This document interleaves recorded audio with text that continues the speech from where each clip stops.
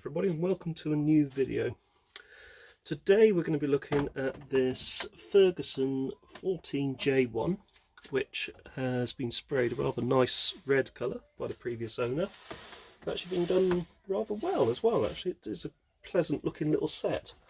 However, one thing that I've noticed is that the picture is quite out of focus and the tube itself is very tired when you actually turn the set on. So I'm going to get the back off and I am going to have a look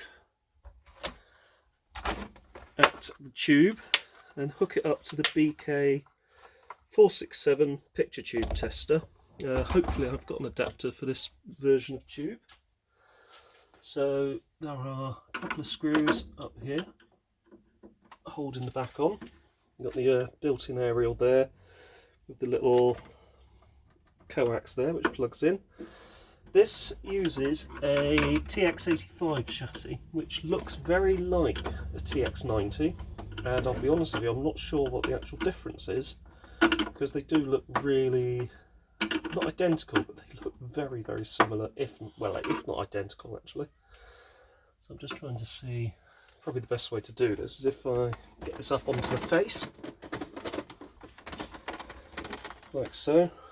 That makes life a bit easier, and given that we've got this nice soft coverage, we can get into it pretty quickly.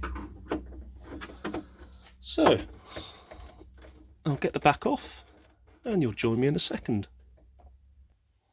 So there we go, that's the back off. We will just bring it over, and you can see at some point this has actually been part of the Fawn Home Serve programme back in week 26 of 1996. That basically means that the set has been refurbished and resold.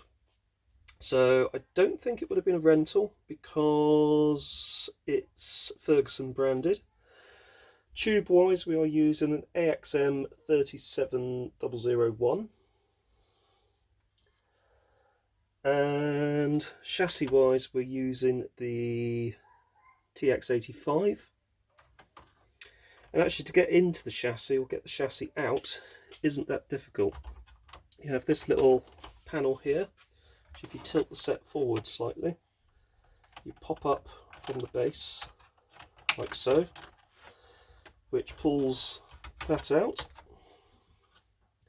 This then comes out, and then you can pull the chassis or the main board out, allowing you to service or very quickly replace the whole main board. It is, as far as I understand, an isolated design. What I've also noticed is remote control versions have got a different section here which actually contains the remote control logic. It's not like an earlier TX9 or TX10 where you had separate plug-in boards to give you the remote control and other features. It seems that you actually had completely different chassis to give you those features, which is okay. I mean, it is what it is. It's the way that things went. But when you sort of get to this age, it's a bit more difficult to, say, convert a non-remote set to a set with remote control. This style of set also came in a version that supported, not sure if it supported RGB inputs, so I don't think it had a SCART. It had a specific RGB connector to allow you to plug in home computers of the time into it, so the sort of thing that you would have found on the back of a BBC Model B or an Amstrad CPC, for example. So we don't need to get into the chassis at the moment, so we'll just keep that out of the way. But what we do want is to get the neck board off the tube. Gently does it. Let's put that out of the way. Also, probably want to discharge the tube as well. So I've got suitable fly lead somewhere, and I probably want to run that in line with some kind of resistance. So if you bear with me, I will get that sorted out shortly. So after a quick probe with the discharge tool, we don't appear to have any current in the tube itself, or any stored charge rather, so that's good.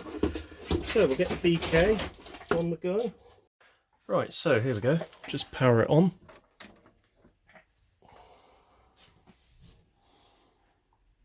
And you'll probably see in a second, just get the focus on,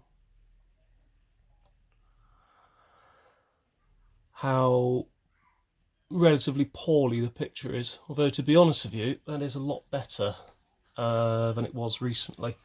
It was actually a lot worse than that, so it seems what I might just have to do is actually do the old trick of just leave it on snow for a couple of hours, and hopefully what that should do is be enough to rejuvenate the tube, or rather sort of just give the tube a bit of use, and just sort of clear off some of the material that's just collected on the cathodes.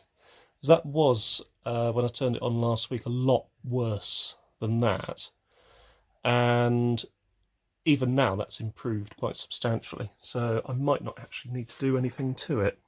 Anyway, I'm just going to leave this on noise for a bit, and yeah, already that has improved quite a bit. Anyway, I think I'm going to leave it here for this one. If you have found this video interesting, don't forget to hit the like button, and don't forget to subscribe. And what I will probably do in a follow-up video is actually make up an adapter for the BK tester, and go through actually making up a custom adapter for a CRT that I don't have an adapter for. I think newer versions of the BK tester do actually have adapters for this particular tube, and I think you can also purchase adapters for the older BK testers, but because all of this stuff is long obsolete, it's actually very difficult to find these sort of things at a reasonable cost, and indeed actually find them at all now, because a lot of people have been clearing out their supplies over the years. So it is a case of if I happen to come up against one, brilliant. If I don't, then there you go. But for now, that's it for today. I'd like to thank you all very much for watching. Now take care, and I'll speak to you soon. A very quick update on the little TX85. This has been turned on snow for about 1.5 hours, and as you can see,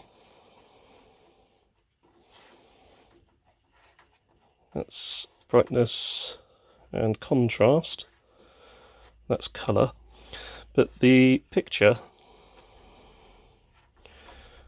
is a lot better than it was, and it's actually looking pretty good.